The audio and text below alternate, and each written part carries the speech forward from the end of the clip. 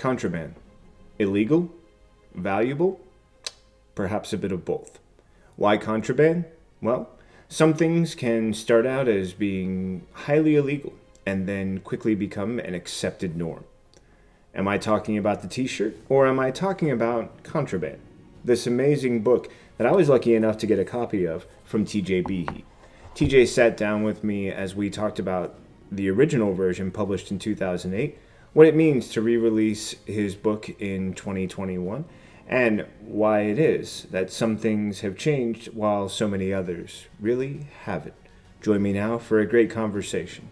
You do you, and I'm hitting record because if you tell any more gems like that just right off the cuff, I'm going to be severely annoyed at myself for not trying to capture any of them. I've got lots of.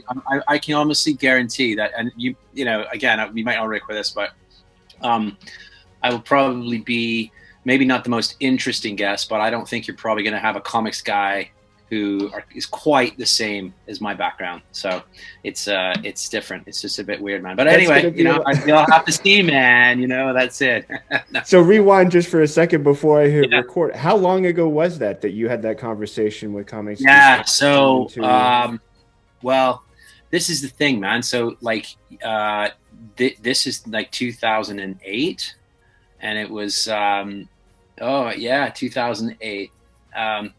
It's. I don't know whether this is something.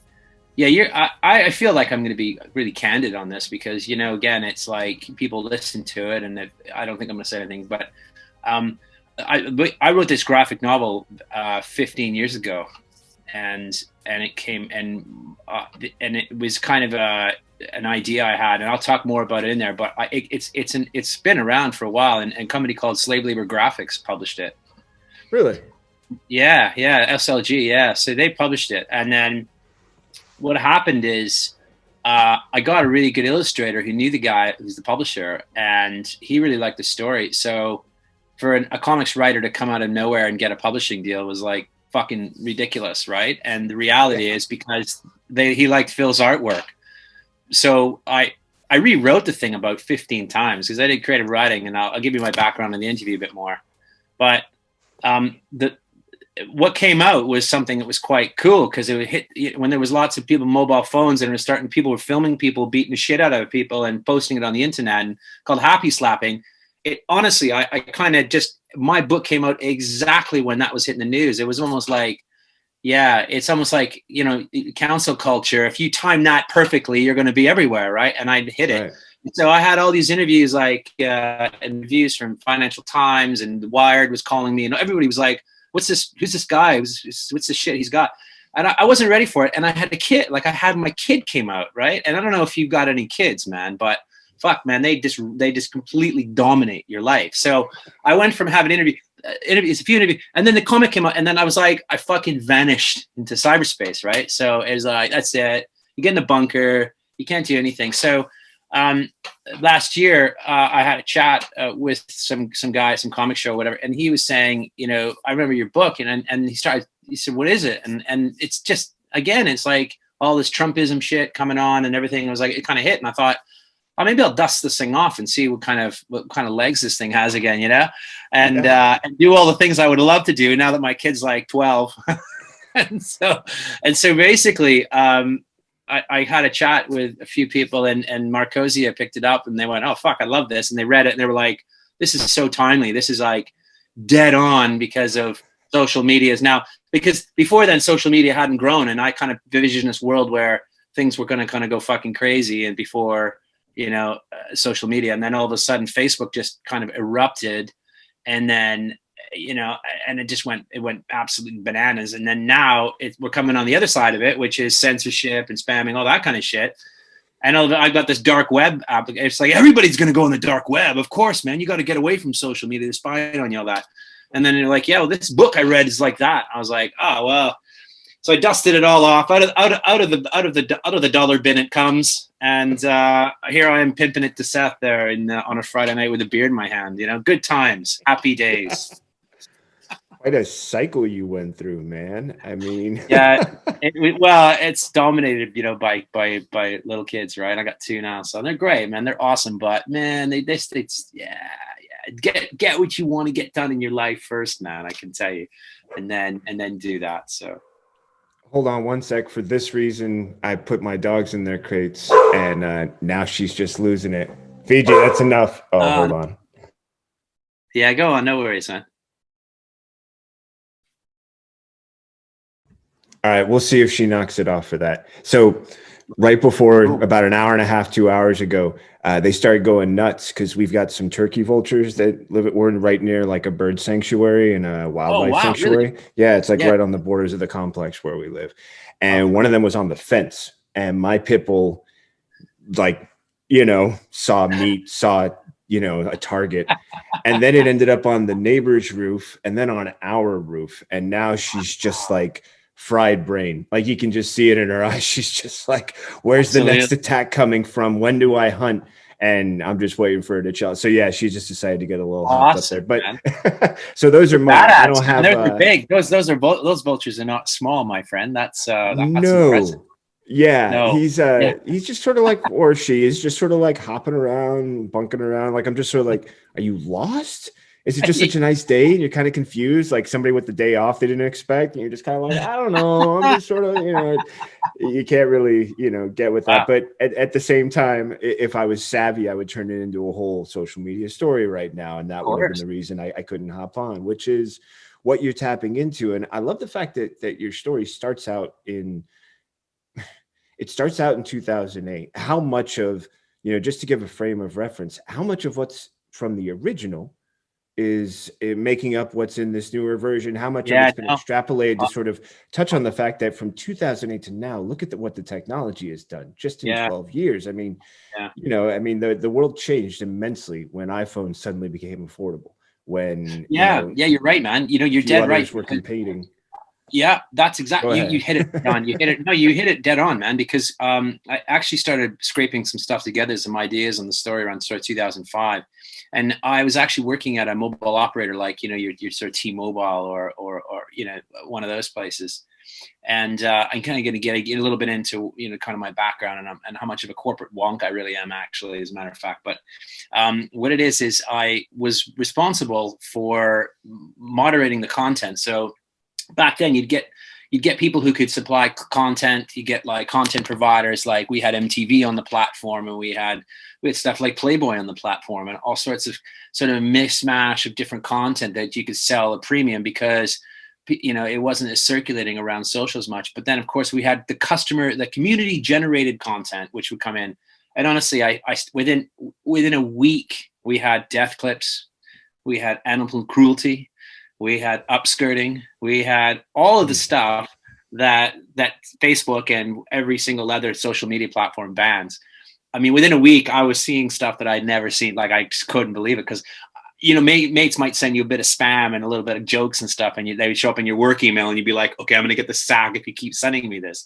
Right. But that was about it. I mean, there was some real serious stuff, and we weren't even like you subscribe to this service, but we weren't even paying on a revenue share, right? I mean, we'd give them MTV, those guys, a revenue share. But if you sent me some crazy stuff with this pit bull running down crazy through a bird sanctuary, and he's just shredding the shit out of like a turkey vulture, and you'd be like, oh man, this is really good. I should get 50% revenue share on that. And we wouldn't even do that, but still people were bombarding us with this crap. And it was almost like they were looking for a location for this to kind of show up in. And so when I was in there, I thought, hold on, what if somebody decided to say, oh, I'm going to pay you for this. I want to give you 50%. So anything you give me, I'll share the revenues with you, and let's see what happens. And the whole story is based upon people doing what people will do, which is, well, if I'm going to give it to you for free, I'm actually going to go out of my way, and I'm going to incite, I'm going to create, I'm going to do some bad things to get that content so that I can get paid for it. And the whole concept is Tucker goes, I know that's going to happen. And so he throws out the platform. It's all dark underground, and people just start, you start seeing incidents. It starts spreading from the digital sort of dark website to pops up in parks, pops up into activist riots. It pops up in society. And so the idea around that was really based on one simple thing, which was money. It's like a revenue share You start with that, and then it all drives. And that's how social works, doesn't it? So yeah, so it was really cool in a sense. Going back to your other question about saying how much technology is relevant. Well, I had to look at it, and I thought, you know what? Yeah, how much do I have to change? Do I clear out pages? Do I got to get rid of certain sort of words? And there's terms like MMS were used before. I don't know if you remember that, but instead of a sort of a meme, for example, or using like video mobile, people don't use it. It's just kind of part and parcel and stuff. I didn't clear out any pages. I changed a few words. I put lots more swear words in it, maybe that. I put lots of cursing. And, it seemed to kind of match up nicely. And I thought, just push it out. Right. But what I did find is that, there's lots of dialogue. There's lots of words that are being said in it, Seth. And there's, all these characters go off on these sort of, they're almost on a soapbox pontificating and, choosing to express themselves, maybe a little bit like social media, they want to have to be the whole big exposed. Yeah. I wonder if that's all of it. Before, even 15 years ago, people was like, oh, God, is he on again? What's he rabbiting on again? Whereas now it's like, you've got all these shows and people just get it so fast and furious that I think maybe people are a little bit more accepting to have all these sort of random stream of consciousness that are going on. So anyway, that was a bit of a long-winded version of my answer. I better have a sip of my beer right now. Sorry. No problem. I keep a coffee and a water handy because, it's good for just taking a break. I think what really sticks with me the most is the idea that you're suggesting here. And I think for anybody who's watching, listening, it's not like I did a formal intro right now. It's not like I told I'm going to record something where I intro every episode and it'll sort of say some stuff like that. But for anybody and it's really going to sort of say, hey, look, I'm just here to tell you what this episode's about. I'm not going to tell them your bio and things like that. So anybody watching right now is like, okay, I've been on for I don't know how long and I don't know who this guy is. Like, who is this guy that he's even talking to? Which is going to be awesome because when you tell us that, I think it's going to lead probably naturally into where Contraband sort of came from with you. So, man, am I talking to, here's the fun part for me because we've communicated through email up till now. So am I talking to Thomas or TJ? Yeah, I'm still young enough to be TJ, but yeah, Thomas. Fair enough. Thomas, when I was a young boy in trouble with mum. And then TJ or school. Yeah, that's it. I like to still think, but I'll be old Tom pretty soon. Don't worry. So tell me about old Tom. Especially what led you to that 2008 comic book start. Had you been into comics like from a kid? Did you get into them at a certain age? And then how did this become the medium? Because somebody could have turned around and said, oh, this would be a great film or this would be a great book, but you chose comics and there's usually a reason behind that. So a little bit of background on that will help sort of, I think, inform some stuff about Contraband and sort of feed people in a little bit about who we're talking to. No worries. Yeah, no. So, it's just one of those things. I don't know if this sounds familiar in people's lives, but I went through school like writing lots of stories. I like to write stories. Yeah, I'm a writer. I'm a writer. Sucked in math, sucked in science, did great in English. So that was it. So go to university, you start doing creative writing, you do lots of English, and you read all that kind of stuff, right? And focus on journalism. You become a journalist, and not a bad writer. A lot of creative stories. End up, doing interviews with mainly ice hockey guys and a few entertainment people. Had a couple of good ones with Pete Townsend and a few neat little freelancing things. And then you're poor, so you don't have any money. You're like, wow. And friends going backpacking. I'm thinking, I want to go backpacking. I need some money. And, for 3 years of working at a bar, which is okay in Canada, you get some good tips up in Canada, to be far. But while you're trying to make it in a bar and be a writer and establish yourself, it's really competitive. It's very difficult to sort of make a good livelihood.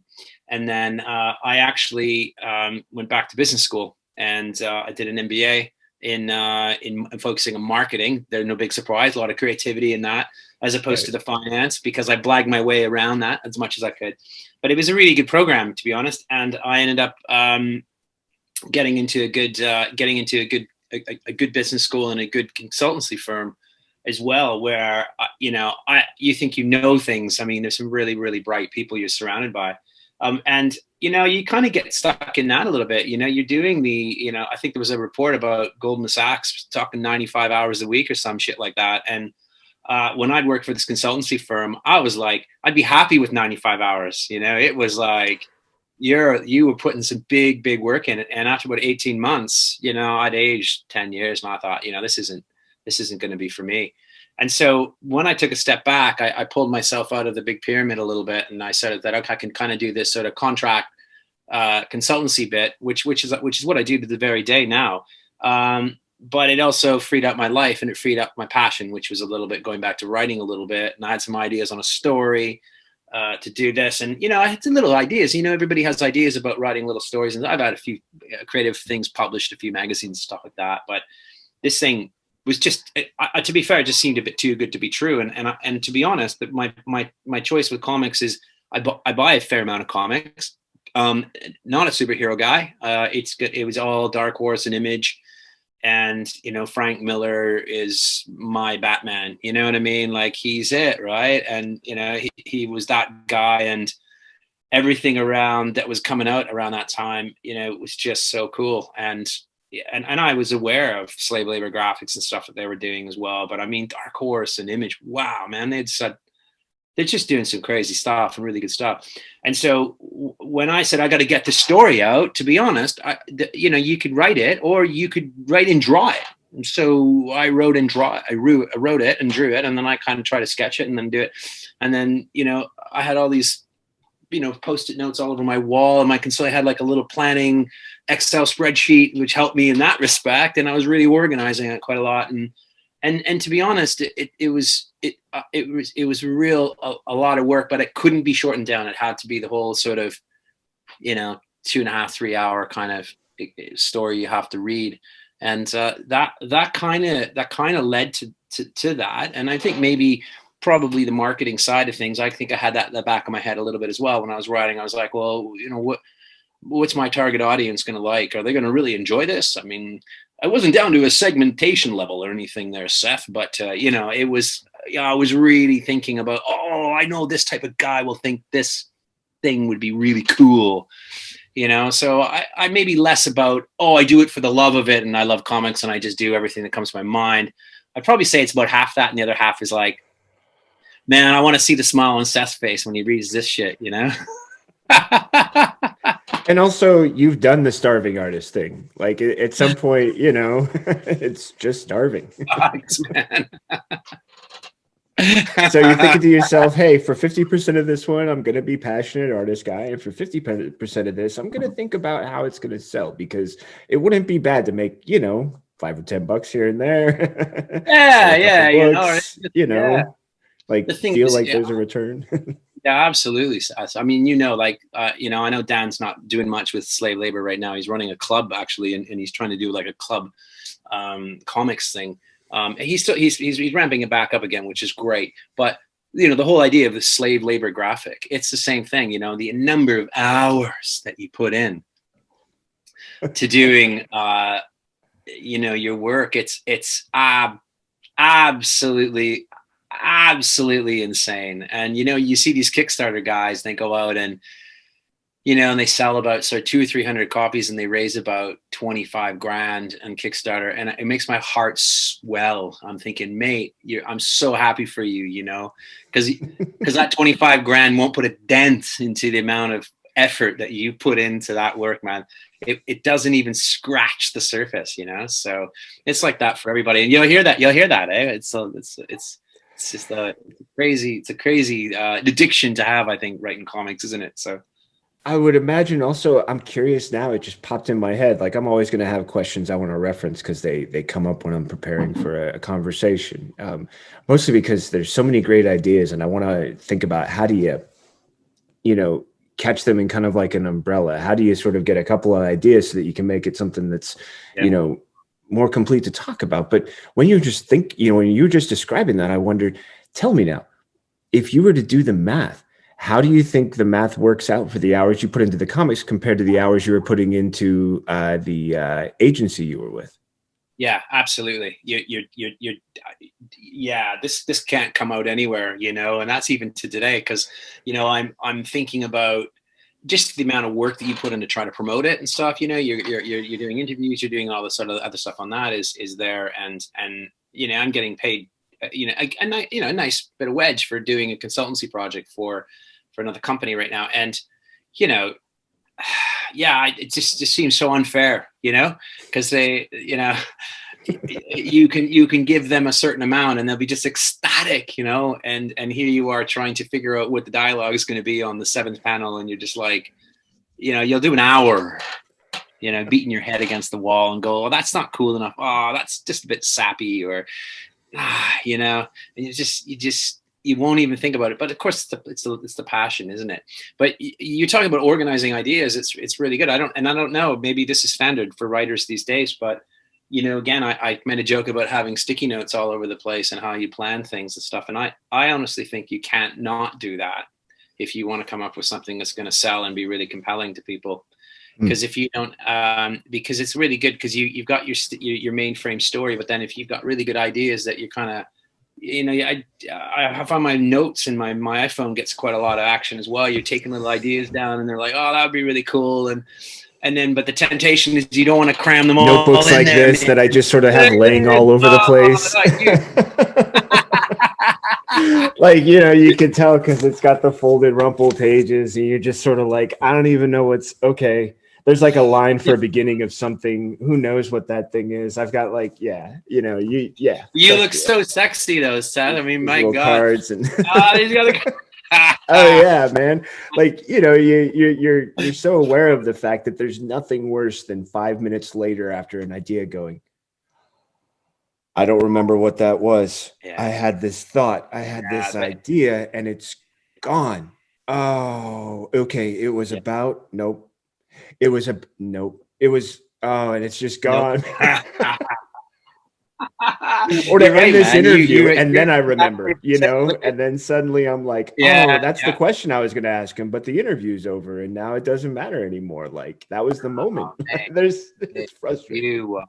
It's the same. It's just that's the thing, though, as well as it's coming up with stuff on the fly as well, which you're clearly good at. I mean, you've been doing this stuff for a long time, and you can see that, right? You've been you know how to talk to people, you know how to keep a good casual conversation going with people.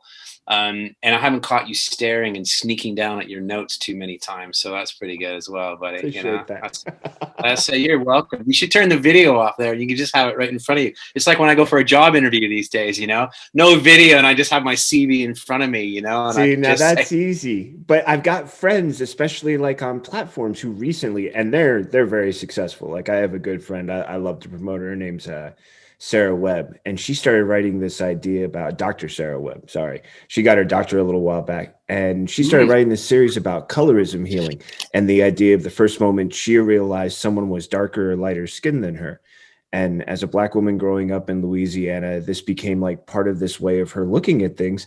So she's got this beautiful colorism healing brand, and her videos are phenomenal. Like, she gets 500 plus on a video on Instagram easy. And she's talking about real issues. You know, she's really captured. But she started mentioning, when I posted some video of a conversation, she said, I like this delivery format. And I'm like, well, you do really well at stuff, so I'm going to start doing this. So I've made it part of the thing. But along with it, you also have to let go of the grip. You have to like hold the card and be like, down you go. If I remember you, I remember you. But at least I wrote it down. So I'm hoping for that 80% retention. If I wrote it down, at least I'm going to remember to glance for it. Your brain's good, buddy. Your brain, you can soak that in. Don't worry. I can see it. Appreciate it.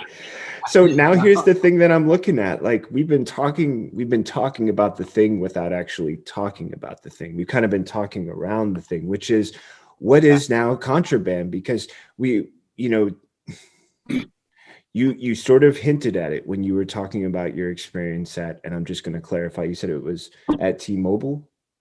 Yeah, it was actually at T-Mobile that I'd worked at in the UK here at the time. Yeah. Gotcha. So this platform is submitting material and you're seeing it, and that's where the original idea for Contraband begins. But then you also have the later idea of Contraband, which is now, but it's a theme that works over 12 years. It hasn't had to change much when you were going through the edits, So now let's go ahead and set this up for people, because I made a rule with myself as far as like when I'm trying to explain things. And sometimes I do it well, but I'll never do it as well as you. So tell No, me a no, little bit it's about cool. the thing we're talking Be about now. surprised. You know what? I'll tell. You know, again, I think Contraband really. I guess probably you know, what is it about? It's got some good characters. It's got a love interest. It's got a lot of the kind of cool things that you want to have a comic book to do, and a good story. It's fiction. It's also a lot. It's a bit dark. It's Just you a know, I tad. guess it's going to be just a tad dark. Yeah, it's a little dark. And but you get you know, and I'll talk about the reasons why I think it's a lot darker now than possibly 13, 14 years ago. But if I were to put it as simple as possible, and if you're interested in finding out you know, what the whole kind of premise is right now, is, you know, kind of imagine you've got some activists, right, and they come along and they decide, you know what, I'm pretty smart, and they figured out a way to get into Facebook, and they've managed to hack Facebook. And what they've been able to do is they're able to strip the ownership from Mark Zuckerberg. Okay, you don't own it anymore. But because we hate you so much, we hate what you do to people, and we hate your privacy policy, and you hate you spamming me. We hate you trying to censor all the insider people out there with horns on their head and whatnot. What we're going to do is we're going to give ownership to whoever is the top influencer on your platform. So what we're going to do, so whether that's going to be Kim Kardashian, or whether that's Justin Bieber or Ronaldo over here in Europe, or whoever has 225 million followers, whoever's ranked number one gets control of Contraband. And that's what we're going to do. And we're going to do that. And what will happen is, we think that because we do that, we want to see how society reacts to that. Well, as you might expect, if you've got some people who are very powerful, well, what happens is people go, oh, hold on, you're giving me the fame, but you're also going to give me the power and the money that you get from Facebook.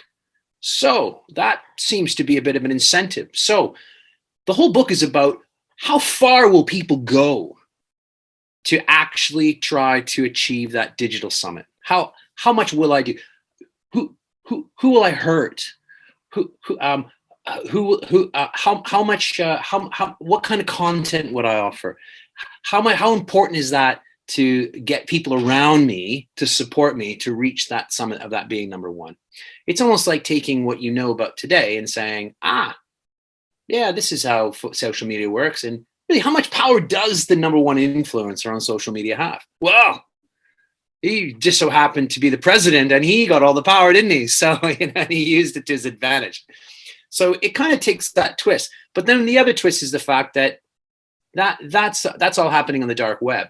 So there's no government, there's no legislation, there's no policing of that platform. It's all happening, and it happens out of nowhere. And the general public doesn't have a clue what's happening. So that's kind of the core sort of premise of that.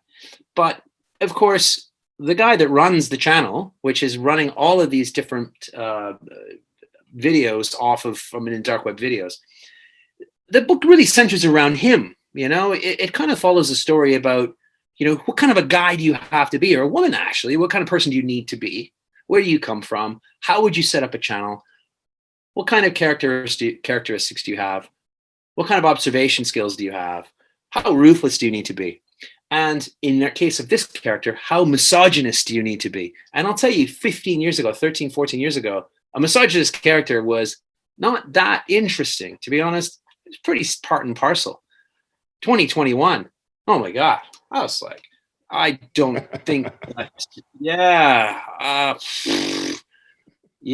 I'm not too sure DC and Marvel quite have the right villain right now. I mean, they got these big ogres with like blood. No.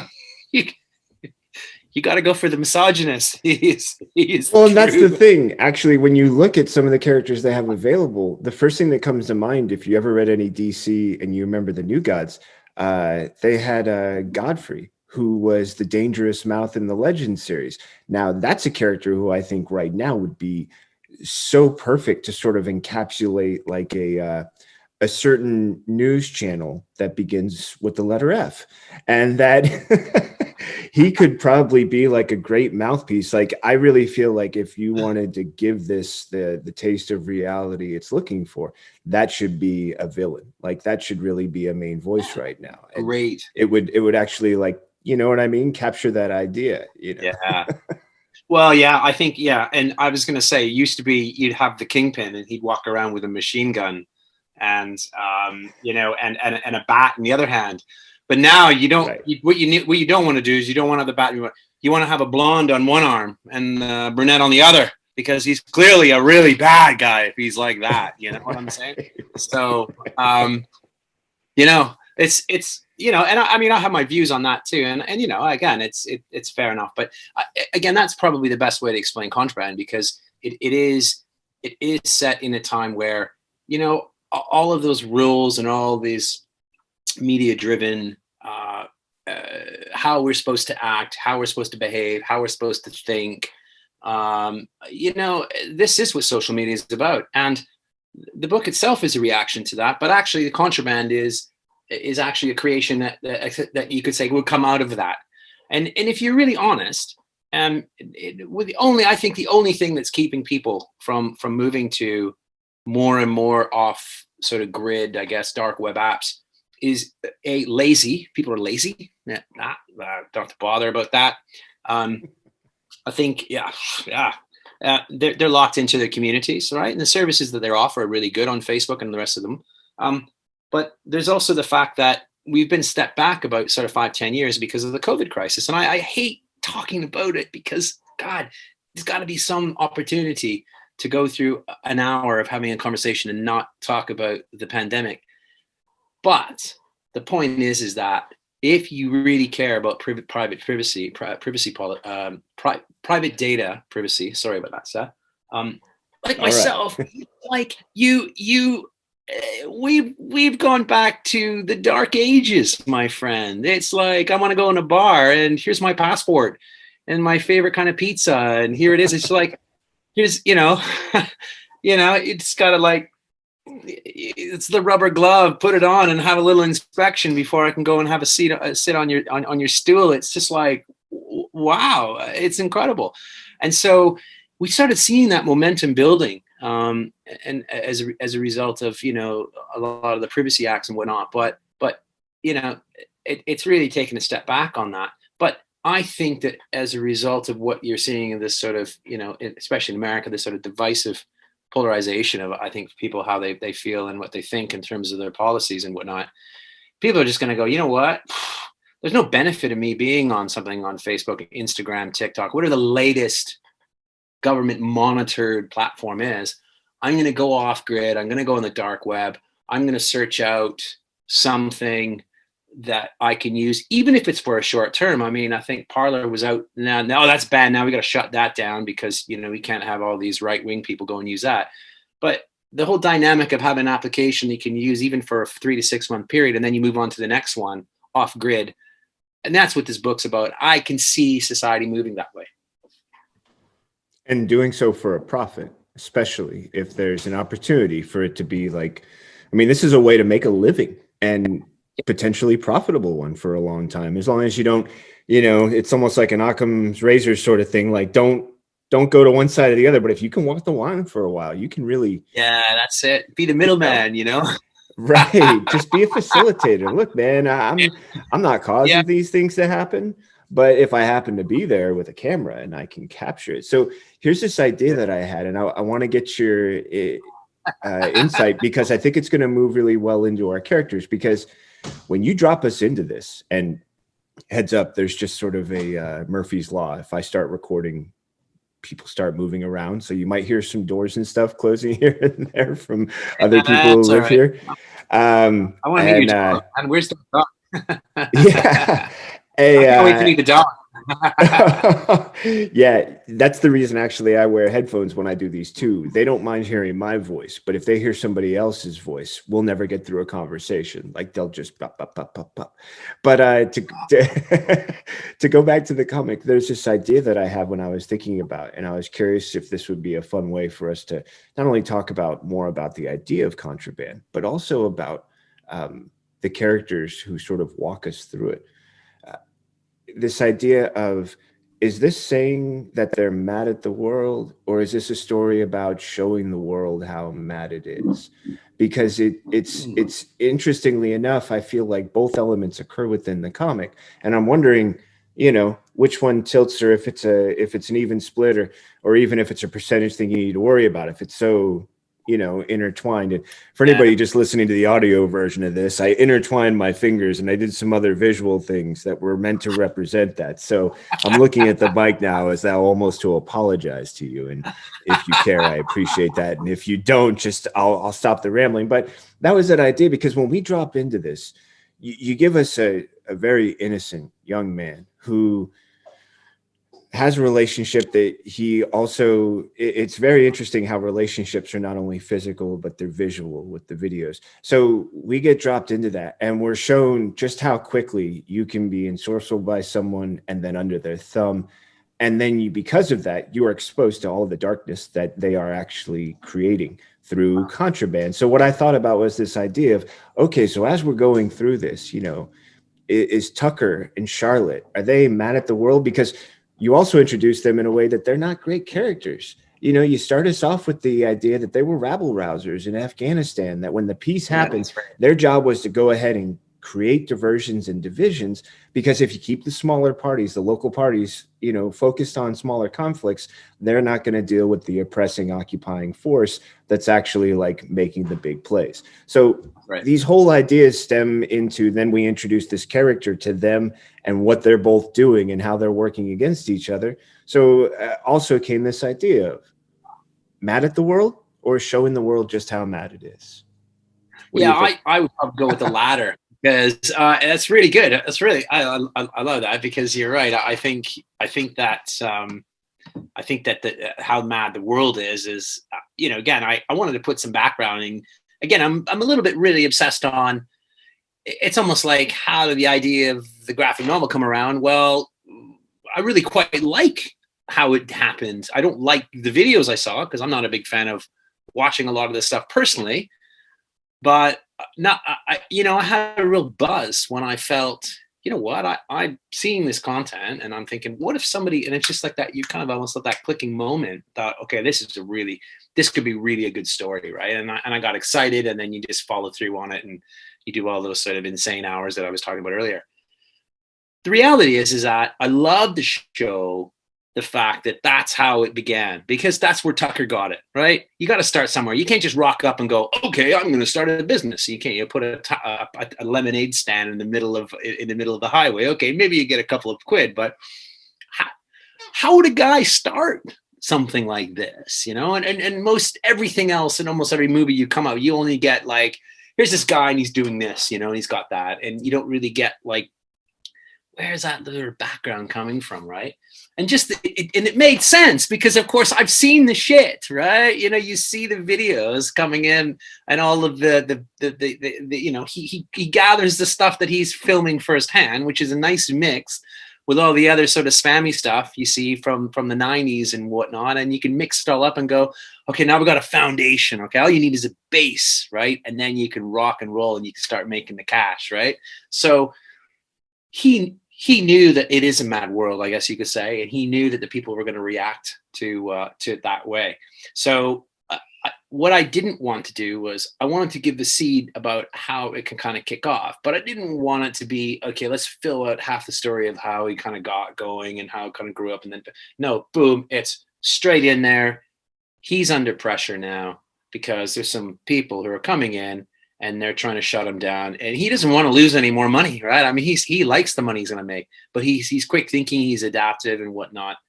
And to get somebody who kind of flings himself into that as a sort of a citizen journalist, or whatever these people are called, who walk around with their mobile phones staring at people all the time, I thought was a really good fitting way to show that real-time account of while this was all happening, he is the phone, right?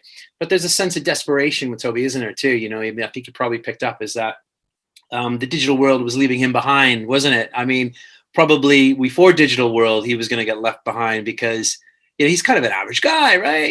He's okay, and He's a bit sad. He's a bit too emotional. Yeah, he's got a crappy job, all the things that I was doing when I was in my English degree, all that stuff, right? So no, it's because I'm just thinking, this guy is probably trying to think, how am I gonna make it? And it's almost like, a sense of desperation when he starts playing with his phone and trying to get in there and try to, sneak in and stealth in there and put himself in play by filming the right thing at the right time. And I thought that was really, it's almost like how digital society is today. You spend 6 months off the grid, you're off the grid. And I thought that was kind of a fitting way of expressing that as well. But yeah, I definitely think that certainly, the Tucker knows it's a mad world, and he's mad himself, right? So he's, you have to be very tuned into your target audience, your target market, in terms of knowing how much money you're going to make from them, right? So you got to appeal to them. And I try to express that in a rather business sort of marketing way. I think you probably picked up on that, Seth, and I'm really big on that kind of through that. And it's just like, he's not just thinking money. It's like, oh, if we do this, I'll go and raid the bank and get some money. It's more, he has to graft too, like anybody else, and I try to, you got to figure out ways how you can get the quid, right? You get the bucks. And so try to kind of keep that going through the story as well, make that as believable as possible. Well, and you do so well because he's got a right-hand man who he just rips on for being, roided up and, too much of a meathead. But he's also the guy who handles all of his programming. So he needs this guy, but he can't let him know how much he needs him. So he's got to trash him all the time. But he's also like a wonderful insight, because it's not like Tucker's monologuing. I mean, we'll get to what each character does more about, how social commentary, man. Seriously, like this could be like a manual on how to use social commentary and character dialogue, and we'll get to that. But here's the kicker for me is, some of the explanation is given through the characters who are also, essentially he has gotten leverage and he understands how valuable that is. And because of that leverage, he has these people under his thumb, but it's through them we get a chance to learn more about who Tucker is. So, yeah. You've got a great example there where you've got someone who can tell us a little bit about how other people get sucked in to working for Tucker. And then also, what they can give us in return, which is some insight into who is Tucker and why is he doing these things. So I love that that's an introduction, but I also love that that's a natural way for us to also look at the fact that Tucker had a partner, someone he worked with back in Afghanistan. And now they're working against each other. She's also partners with a guy named Jarvis, who's bringing us a completely other angle. So let's go ahead and bring them into the conversation. Tell me more about Jarvis and Charlotte and what we can sort of let people know about, why they're natural, like a conflict for, or an issue for Tucker. Like, why is he so angry and obsessed with them? What's his deal? Well, it's like, I think you kind of get the idea from Tucker that he's very much a bully, right? And he's going to be that. I can't sort of, I'd like to think that, he's probably a little bit more complex than that. But yeah, certainly bullying people, even back in 2008 was pretty bad.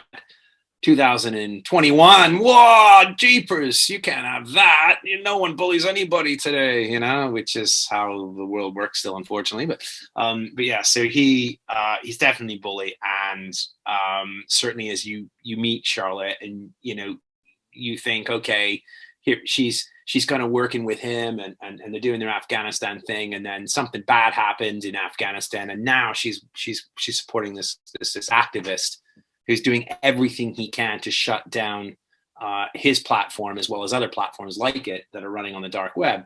And she's there to sort of, it seems quite polar, because you don't get the feeling that, there was some animosity between them when they were doing their thing in Afghanistan. But obviously, something happened there that made her feel that she had to do that. But I think that, again, you got to look at yourself and you got to think, okay, well, why was he there, Tucker? Okay, why was she there? What happened? What happened to her in that experience? Okay, you could be a special forces person and you're going out there and causing unrest and trying to stoke the fire, but hold on, what were they doing there? Why, what kind of relationship do they have there at the time as well? And so, you know, she comes out. Is she scarred? Is she working with Jarvis because she, you know, she's going to spend the rest of her life trying to stop, you know, what Tucker and Contraband represents? You know, did she feel that she can actually want to make a difference now, instead of, you know, in Afghanistan stoking the fire wasn't really making a difference. She was making good money. Whereas now, if she can shut one down, then maybe there'll be more after, but at least she has the satisfaction of doing that. So she's quite obviously strong. And I thought I purposely sort of, you know, she's pretty geared up to kind of handle herself physically as well. So, you know, she's a bit of a tough cookie. So, which is good, not a shrinking violet. However, Jarvis is certainly, you know, your kind of beatniky kind of guy who, you know, maybe a little bit of an idealistic person, and probably benefits quite a bit from having Charlotte around all the time.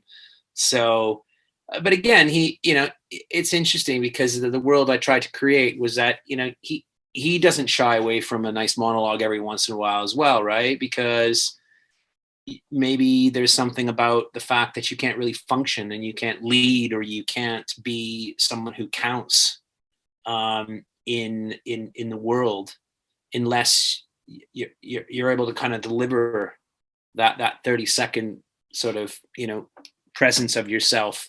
And I thought of that through the story as well. And even the key character, Toby, who's quite shy and innocent, or supposedly naive, you start seeing him clocking onto this, right? So you can start seeing him trying to discuss his world in a way that is a bit more akin to how everybody else should be doing it in the world. And I really put a bit of an effort in that. To be fair, I'm not going to lie. So I was really trying to balance that.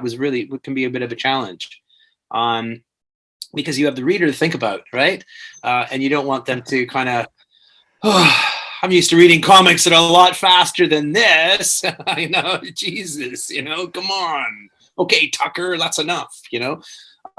But yeah, so, you know, they're a bit of a risk, but again, I felt that as long as you say something that was suitable for the character, and also, you know, left walking away with a little bit of an itch or something, preferably not a scar, but a thought or something, it was probably going to be worth it. So that's a very generous way of saying, if you pick up the book, have a flick through it first, because there's lots of words.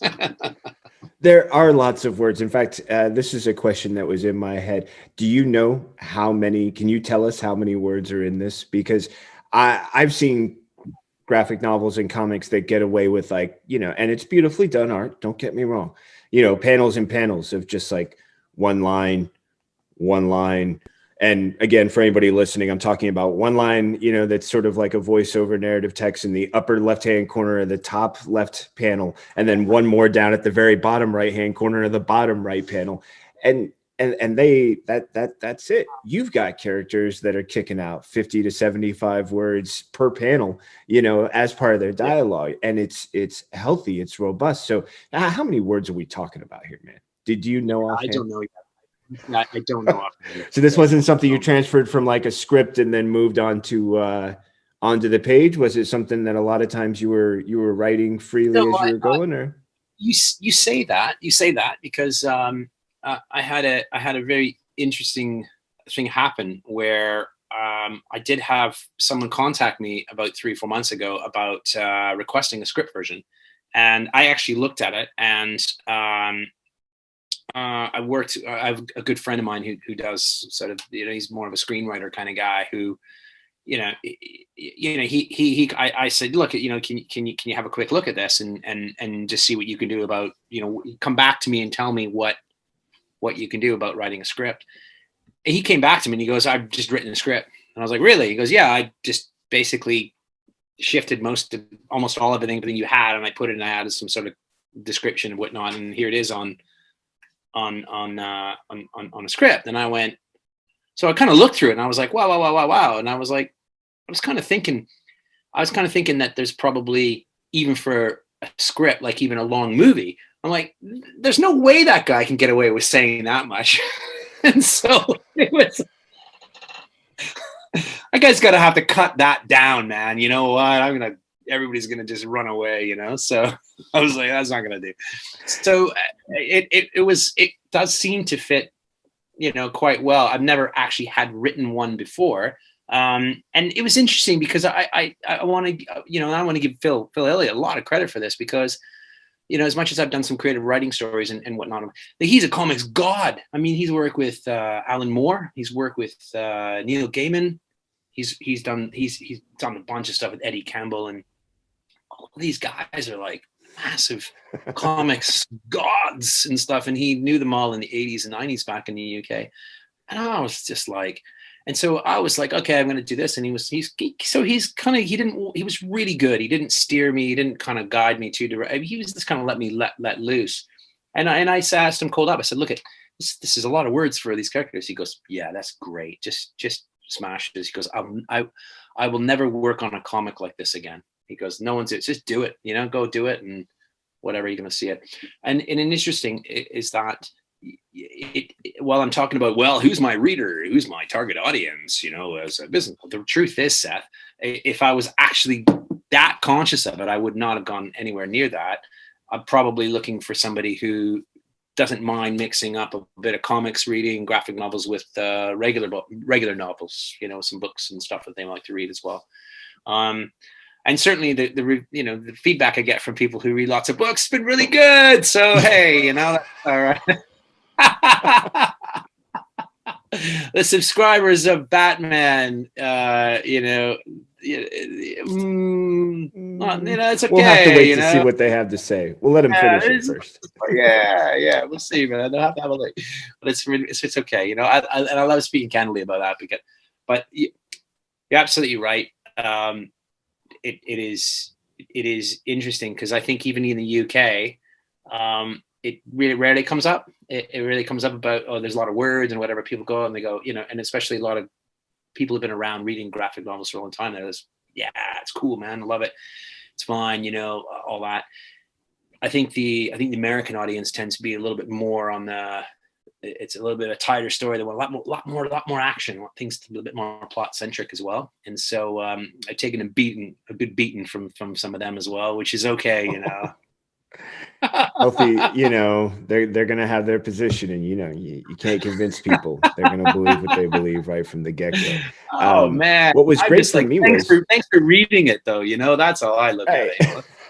Thanks, man. Awesome. Well, and recently they just celebrated Will Eisner Week, and he was one of those characters who I got a chance to catch up on, like his Contract with God and Signal from Space, and that guy did not, you know, hold back, especially for the time. He didn't mind, you know, having characters have some really long conversations, and sometimes it would be more even-handed. The back and forth was sort of the heavier thing he was doing with the dialogue exchange.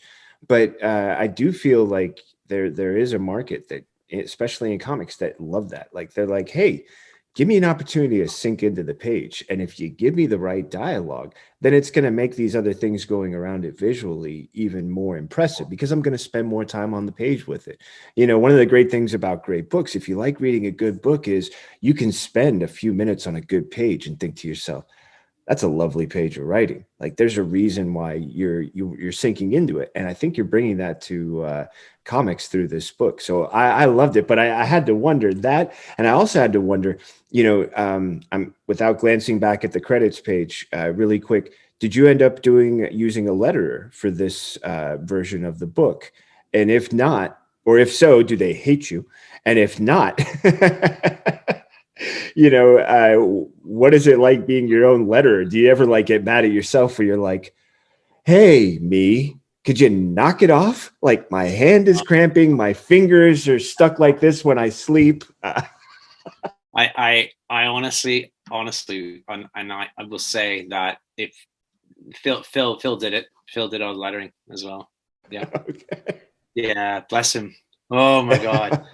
He did all the artwork, and then but we had some help with the inks. Okay. Interesting. Ian, who did the inks, he basically declared the fact that the job that I had on doing the inks was so big that it was the thing that made me give up my day job. So now he exclusively does comics, And I was I was like, so when I saw him again, he was like, you're the one that. So I was like, you should be thanking me, okay? You know, I have a day job, and you should see these pie charts I look at all the time. It's like, you don't have to. You're welcome. You know, you're welcome. So I made you. No, I mean, you made me, but I made you too. Yeah, we had Sherry did all the tones on it as well. So Nice. Which is cool. Yeah, it's like black and white, but the tones, and you kind of mix it. I was like, now, you know, for some of the artwork that we do some of the promotion stuff for the new book. I grabbed a few pages, and we had a few of them colored, and I think it was probably just about as much work, really, to do the toning as it does for the color. And I'm really happy we decided that, because we talked with Phil about saying, let's keep it black and white, a bit kind of dark and a bit gritty, kind of London dark. And of course, half of it's set in Belgium as well, right? So, and you know, that was probably a nice contrast to the sort of your Tintin, sort of everything's sort of bright blue and bright green kind of thing, which, yeah. So, but yeah. Great reference point. Big fan of Tintin.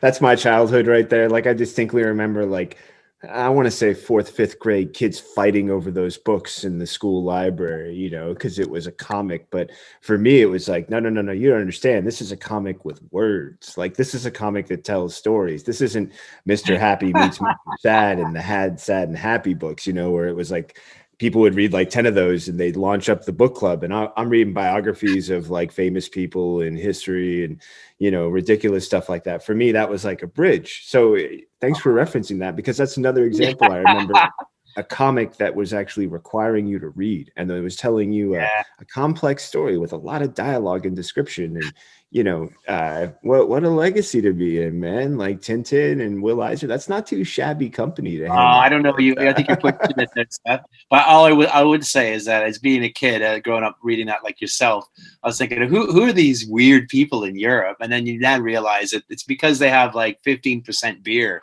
you know, and that's it. Like beer. It's messing everybody. That's right. That's where they come up with some good ideas, eh? So there we go. I did get one. I did get one review that came in that said, you know, reading the book, and with the actions, it's like Tintin on heroin. I think one person had said, and I don't know whether it was a good or a bad review, but it's one of those. Yeah. It's like Lady Gaga's meat dress. You know, I don't necessarily want that memory scarred in my brain, but it's there. It's not going to go away. And neither will Tintin on heroin either. So there you have it. Well, and not only that, but you've just created an earworm for anybody who's listening just to the audio, or even now visually. They're like, meat dress. That's it. That's my word now for I don't know how long, until the next, you know, earworm gets in there, until I hear a catchy song, or until I can find another word. That's it. Meat dress, baby. I'm sorry. That's well, yeah. You know what? He's a genuine guy. All right, he's sorry. Just believe the man on this. It wasn't intentional, but we're talking about some dark stuff in Contraband. Like, so these things are going to come up. One of the things that I love is, right now, I wanted to sort of give this opportunity for you, because I'm at 112, page 112. There's 144 in the book. And there was a part of me that was like, hey, I'm going to burn through and read this before. And then another part of me was like, actually, what if you give an opportunity to say, hey, this is what I know what's going on right now in the story, and sort of tease anybody, you know, who might be hearing what we're talking about now, as you sort of give me a teaser for those final pages. We can give them one as well, and just sort of say, you know, what can I expect in those final pages? Because as I'm getting up there, and here's the thing, you get to do it in like a spoiler-free way. So you get to say like, well, friends become enemies and bad things happen to good people. You know, you can get as general as you want. Got it. There you go, right?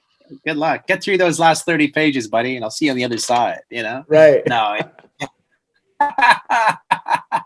But so much has been fun up to this point. I guess I have a question for you. Do you feel something's going to happen? Do you think something's going to happen, Seth? Do you think it's going to go? Are things going to end nicely? Do you think? Well, so here's what I love. At this point now, Jarvis has introduced his solution, which is how about we remove the control of the power? Because that's the one thing that Tucker loves, is the leverage he has on everyone.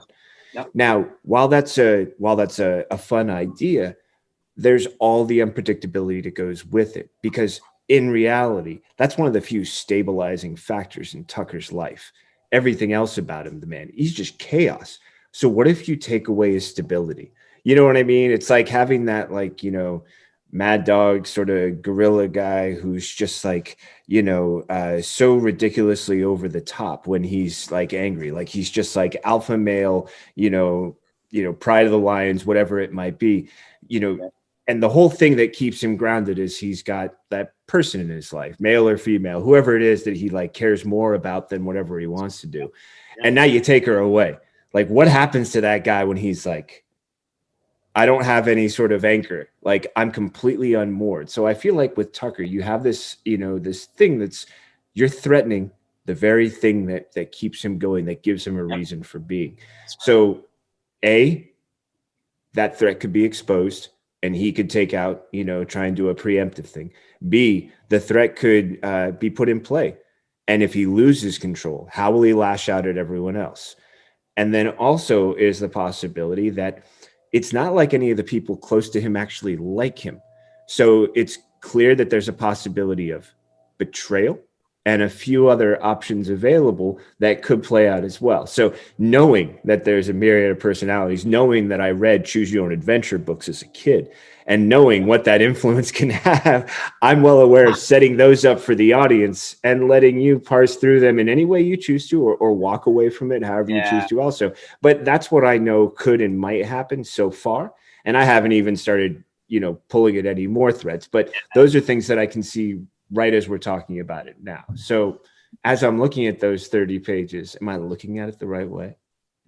No, you are. I think you've done it, man. I mean, you have to expect with any non-mainstream publication that anything could happen.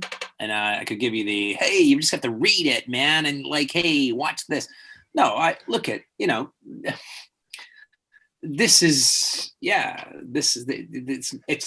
might not end that well, you see, right. Hey, you never know. Right. So, but it's an indie comic, and, if it ends really well and everybody lives happily ever after, then maybe that might not necessarily be what people are really going to enjoy. And maybe it's the fun challenge to find out that does. Or maybe things end up happily ever after, but not from an happily ever after point of view from mainstream society. Maybe your reader's going to look and go, you know what? That's exactly how it should have ended. That's the way, not the way everybody tells me it should end. This ends the way that's the way it probably would end anyway. I don't know, but I think that we do.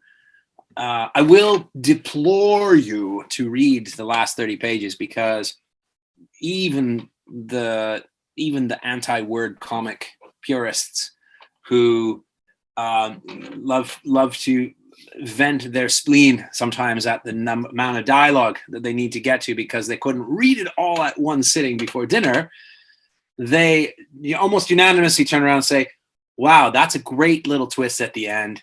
I got to the end and I was like, oh, that's quite cool. Right. So even those guys and those people said that. So, spoiler alert, that is. So yeah. Anyway, right. So I'm quite happy with that. I think with the way we closed it down with the characters, I feel that we've got some good motivations from all the characters that are kind of, they're doing what they want to do. I'm quite happy with that as well. And I'm really pleased that you've picked out that about Tucker, about he's not just sort of a baseless sort of villain. There is some thought that went into who he is. He's not just sort of one-dimensional misogynist bad guy. But yeah, I think it'll be worth the last 30 pages. And I can also promise that there's less words and it moves a lot quicker too. It really does. It starts reading a little bit more like a normal comic though, Seth. So Everybody, just get past 100. What do you want, 112? Get past 112, 112. yeah. And then you finally get that comic experience you're looking for. So I'm right on the precipice, you're telling me, like the summit's in view. Way! I have no idea. well, you've seen the new cover. Yes, you've seen the new cover. Yes. Yeah. And what happens on the new cover? They're running away from a Google-looking headquarters, mobile operator perhaps, and there's a big explosion. It's about to get into. That's not quite happened yet. So, Nope. you know, from there you'll see. And so, yes, you're a little bit better at predicting this. So, yeah. Potentially, you know, I also get a little hint of Fight Club in that reference there. You know, the idea of standing on top and looking at all the credit institutions exploding and burning down and let's just tear it all down and, you know, revert us back. So that was something that I was noticing from that cover idea, where I instantly was like, why do I hear the Pixies? Where is my mind right now? You know, and Tyler Durden's got half the head blown out and he's watching the explode. You know what I mean? So that's what actually led for me. So that was another possibility. Until you mentioned the cover, I was like, yeah, the cover. That's right. With the explosions and that's right. And that's where I was thinking Fight Club at that time. So that's another one. I had this sort of like Fight Club feeling, like there's going to be a conflict of. That's a great movie. I love that movie. Right. Lovely reference. Totally, you know, I was already sucked into him because of Invisible Monsters, where someone had turned me into. And then after that, yeah, I got sucked in for a little while where, yeah, a Chuck whose last name I'm always sure I'm saying incorrectly, Palahniuk, whatever, no, I give up. No, I accept it. Yeah, that's it. He's there's nothing wrong. There's nothing wrong with him. There's nothing wrong with that book. There's nothing wrong with that movie. I think, you know, it honestly, it just opens up all the eyes, and he's way ahead of his time. That's all I can say. Because now I think we're all doing it, right? You know, again, it's the cancel culture. It's the political correctness. I'm really interested to see, you know, again, I just started doing a little bit of sort of media push on this, and you know, I'd be interested in with some of the mainstream people come back and whether they're put off by the misogynists, by, you know, very stereotypical, very, you know, very not politically correct things happening, but also not politically correct characters doing things that, you know, I guess even, as I said, 15 years ago would be kind of bad, but there's lots of action, but there's this mobile thing happening. And I think maybe more people are going, well, you've got some really strong, nasty people here doing some nasty things, you know, and maybe that's ramped up a bit. So I'll be interested to see if I get in a lot of trouble with some of these things. I hope I do. I hope I get in a lot of trouble. I mean, hey, who doesn't like trouble, right? Like if they're talking about no press is bad press, but at the same time, it's not like you're exposing something that doesn't exist. In fact, I'm fairly certain there's a reason why unpopular characters, most recently in like television shows and things like that,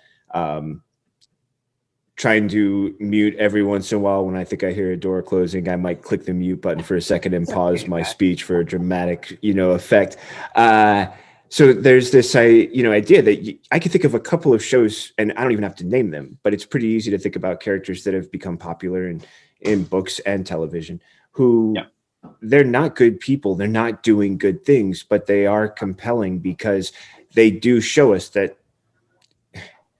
we deal with these people all the time in the subway, in any public interaction where somebody is clearly like, you're trash and I'm going to treat you that way because I think I'm better than you. And that's your like interaction with somebody for a minute. It's like, that just happened. I was having a great day. Like I was enjoying my coffee and somebody just like trashed on my life.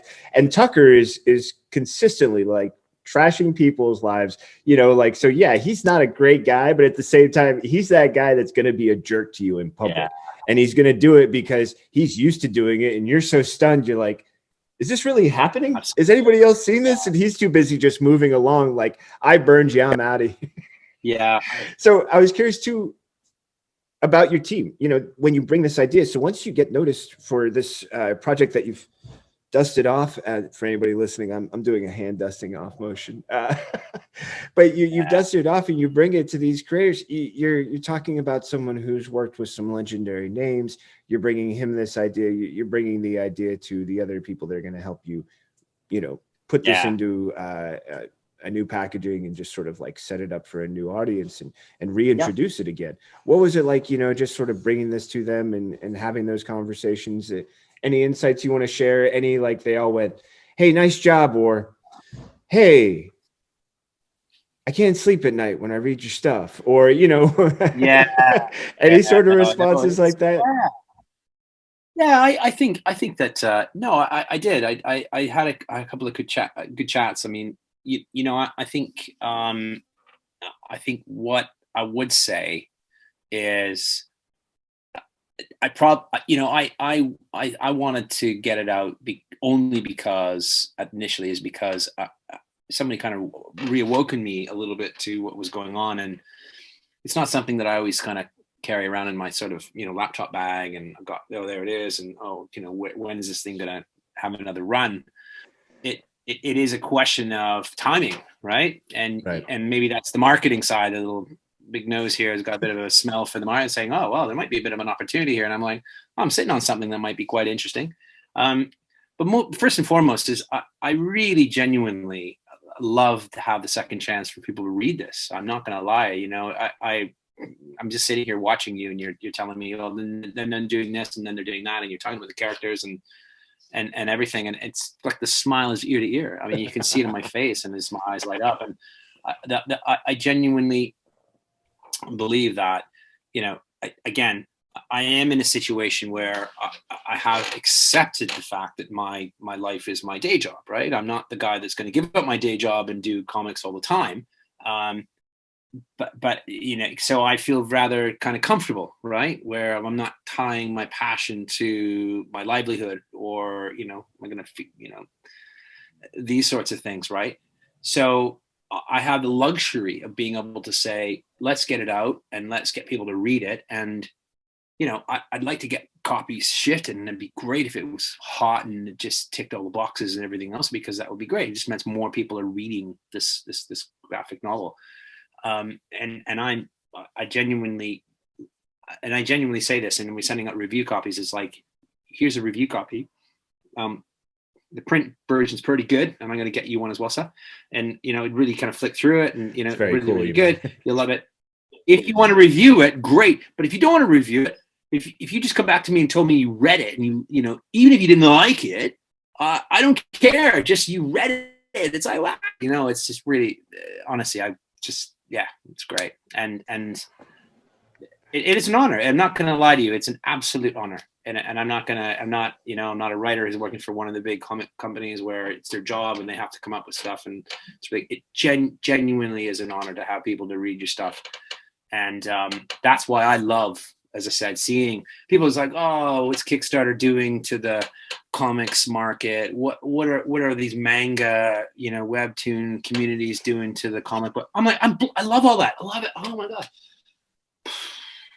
Beautiful. I mean, it's just more really is better, good. Right? Old codgers, man, stop whinging, man. It's like comics is booming. It's better. It's bigger than it ever was. Okay, most of it seems to be Japanese and manga and whatnot, but it's not gone anywhere. It's absolutely massive, and it's just the distributors of comics are the ones that are gouging people and trying to charge you $6 for an issue every, and there's too many people who are trying to get a piece, and the poor people who are working, hours and hours and hours on trying to write and illustrate, they're at the end of the line, unfortunately, which is, it stinks, but I don't even go down that path, but it really is for me. I have the opportunity to say it's an honor for people to read my book. So I genuinely believe that. Well, it's been a treat to read it. It's been a pleasure to, go through and experience these characters and having this conversation. This is the whole reason I kept, when I started the podcast, it was to capture some stuff that was going on that I didn't know how to explain it. But then afterwards it was like, okay, so what's going to be the reason I keep this going? And every time I met another creator, and the instinct was just sort of like, tell me about your story. Like if I was in a workshop with you in a creative writing class, like, yes, I took creative writing. That was my degree from San Francisco State University. I went on and got my MFA. Like, yeah, I still chase the thing. I still send out novel pitches 4 to 6 times a week, to maybe 4 to 6 people. Like, it's the thing, Wow. but you get there, you're working at it. It's part of the life. I've written a couple of little comic scripts, nothing big, just some fun, kid stuff. Actually, I might have something on your side of the pond soon, which I'd love to share with you at some point and Awesome. talk Yeah, about. that's Yeah, really, really good.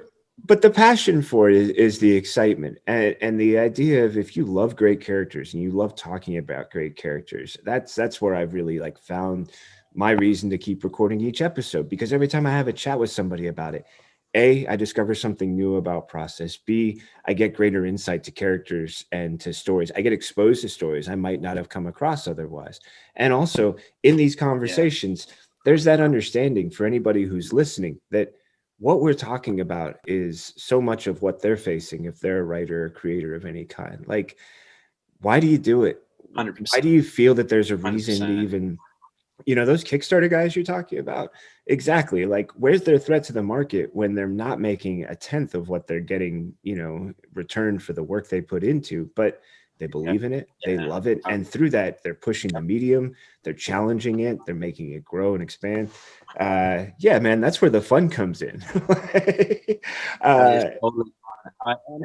Yeah, I genuinely believe that. I totally think, and actually, yeah, you got to look at yourself and go, if I don't do this, what else am I doing with my I'm time? gonna take it out on my dogs.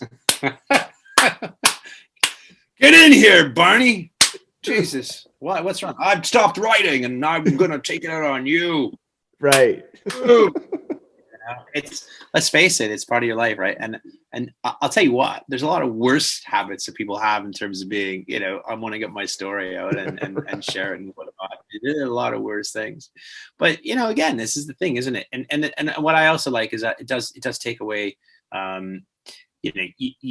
you can have a small community of fans. I love to speak about Phil right now in that respect, because he's a really interesting person, and he's a really loving man as well. Lovely guy, nicest man you're gonna meet.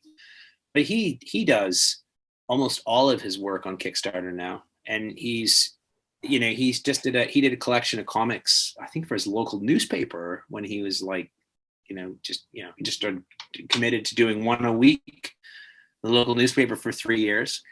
And so he's now collected it's called the Suttons, which is probably based on him trying to raise a kid at the time, and all the different things. And it's you put it all together, and he just pushed it out, and he just got like 8-10 grand or whatever. I don't even know what it was he got off that. I was just like, it's not because he's as known as the other guys that I mentioned previously.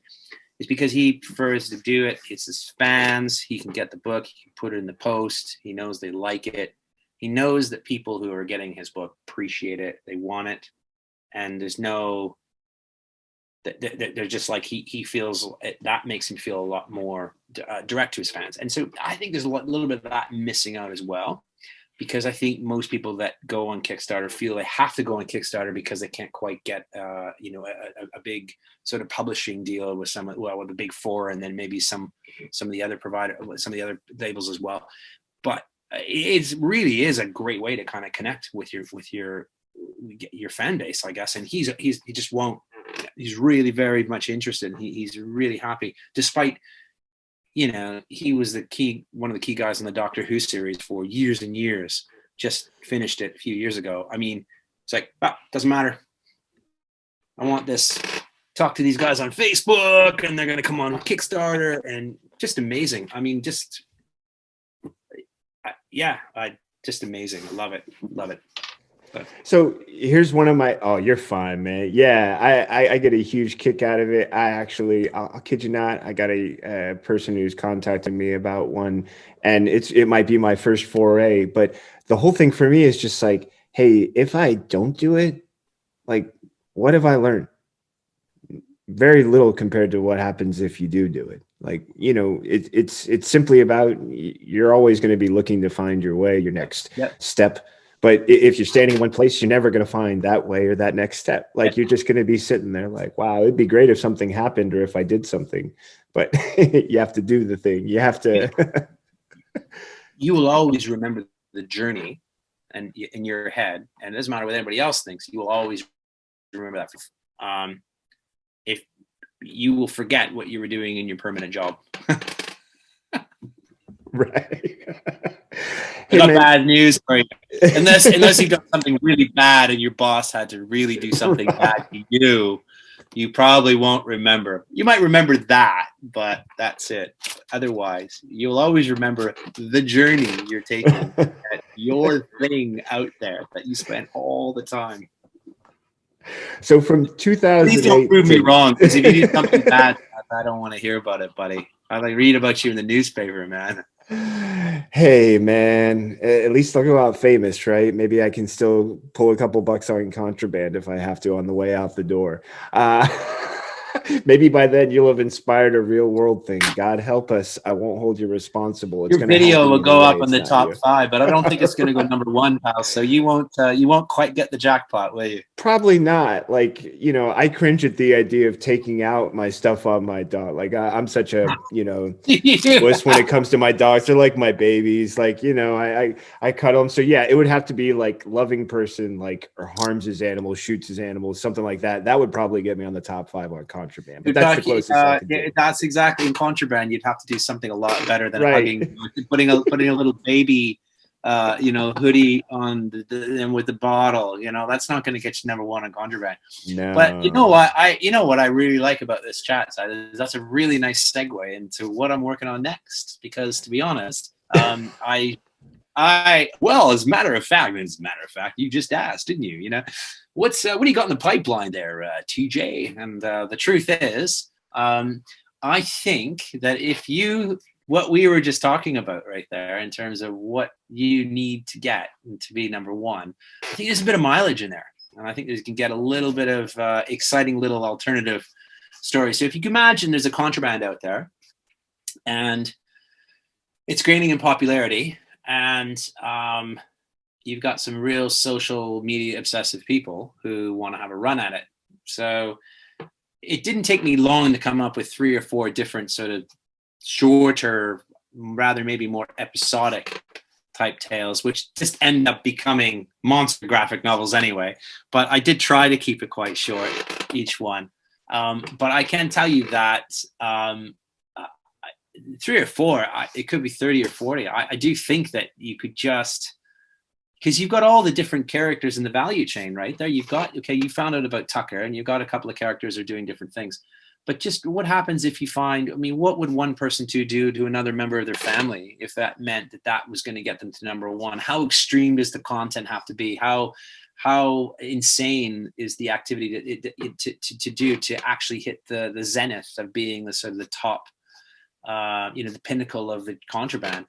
And, you know, I've come up with a couple of really interesting kind of plot lines and stories around that, which really play on, you know, the challenges that characters would have on trying to not only resist the temptation of doing that, but also the lengths that one might go to kind of reach that peak. And in one case, I've got a plot line where you have somebody who's already there, and what are the types of things that they will do to keep hold of their position in that.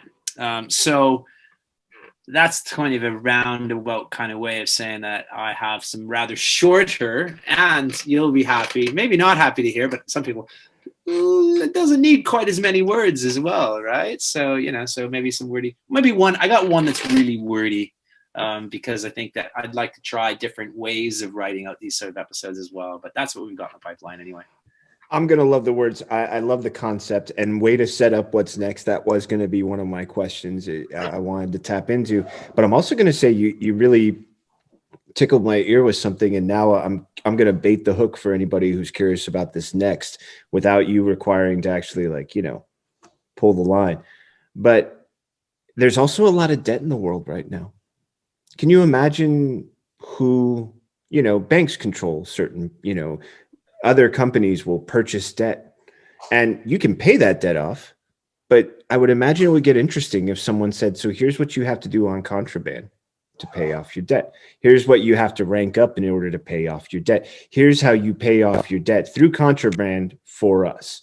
And I'm curious if that's something that your shorter series might address in any way, or if I've offered you a new idea. Yeah, thanks, mate. I appreciate it. I'll send you one of these brew dogs in the mail here. Actually, that's really good. That's very kind of good. I hadn't really thought of that as being one of the leverage opportunities, because putting a financial, you're getting finance model. The Big Short meets Contraband. That's Right. pretty good, man. That's really good. Yeah.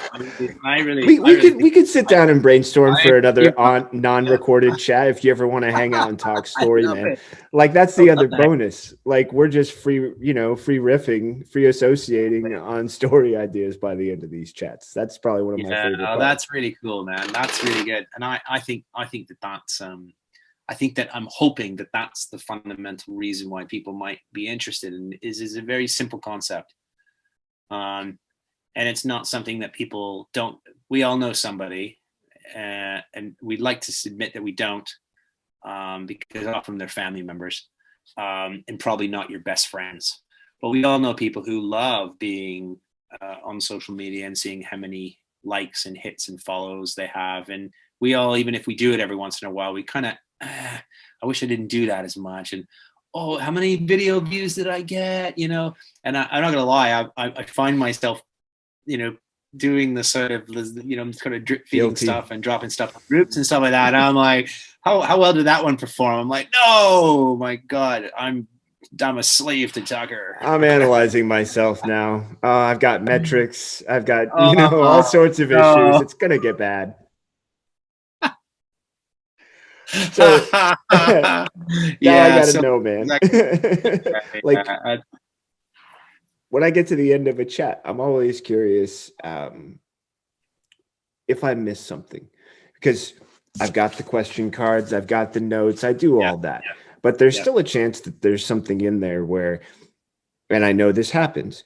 You're prepared for this. At some point, you've had maybe a chat, you've maybe gotten some reviews, and at some point you're going to get questions, and there's that one question you got an answer for, but if nobody asks it, you're like, I've got this great answer, man. Just ask me the question. So I'm curious, is no, there any no. question I didn't ask on this one? No, no, absolutely not. No, it was really, really, really good. I love the format of this. Just speaking informally. I mean, you're like a ninja with interviews, mate, because you know exactly. We're Now, I going to don't know quote whether that.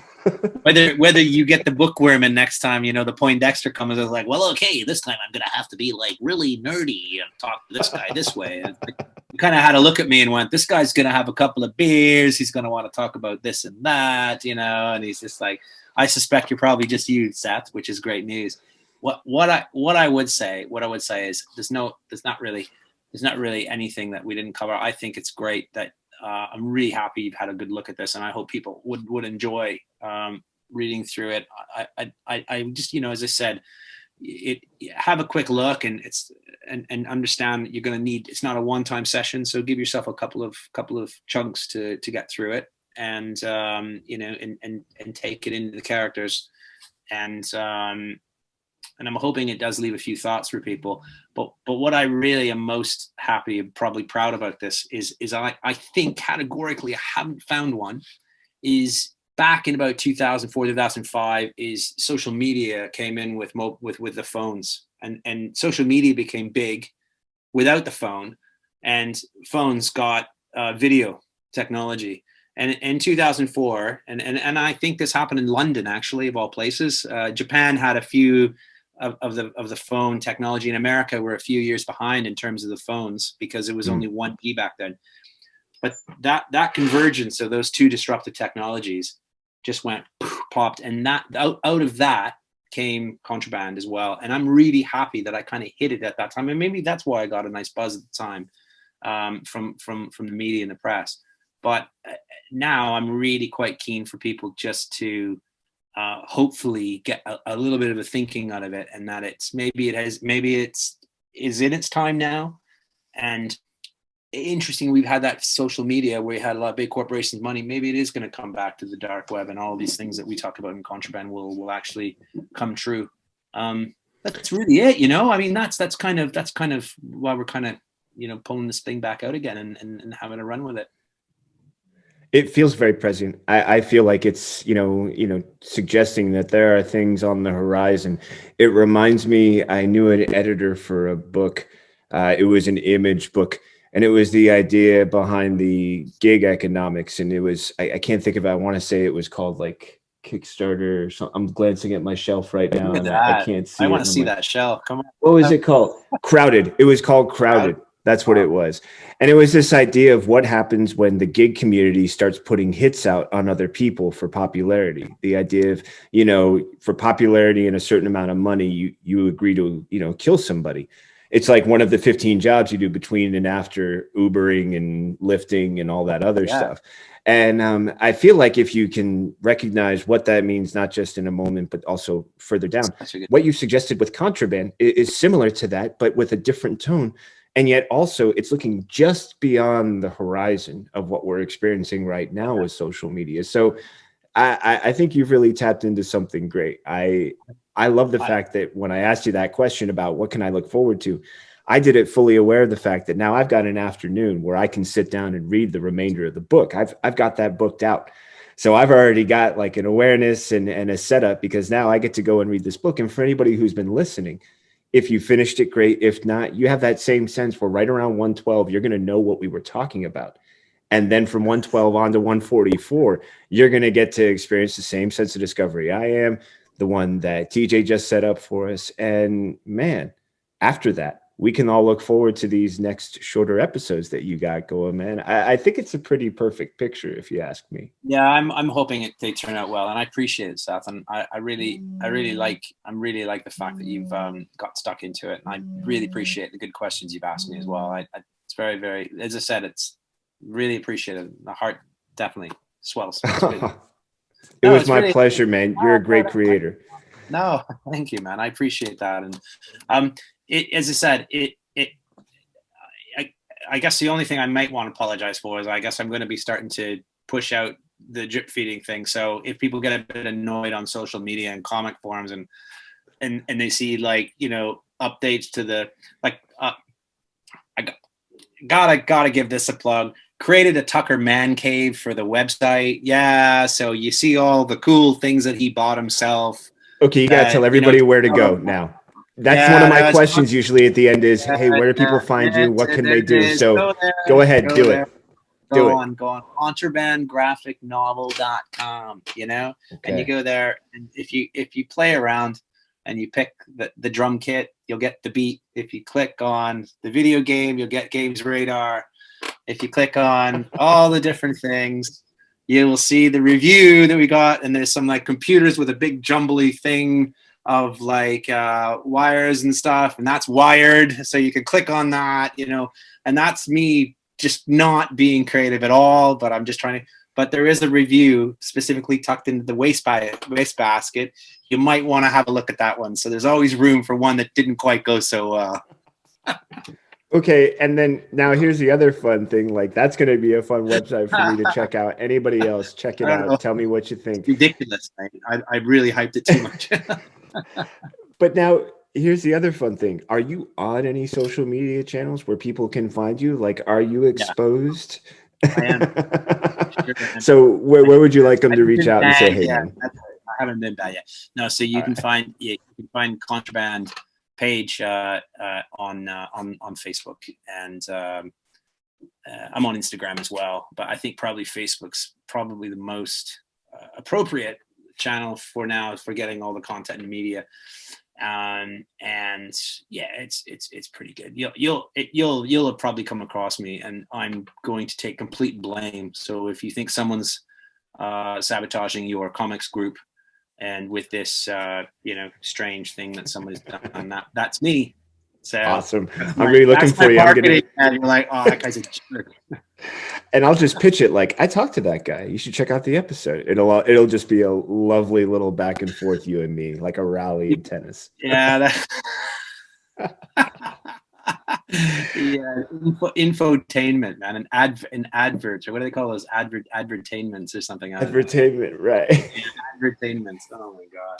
Goodness me. Hey, TJ, I'm going to stop the recording so you and I can talk a little bit off and just sort of wrap this up, man. But let me just say thank you for a great conversation about Contraband. Thank you for the time you put into a great book like Contraband and for, dusting it back off. So I got a chance to be exposed to it because I missed it when it came out in 2008, but now I get a chance to.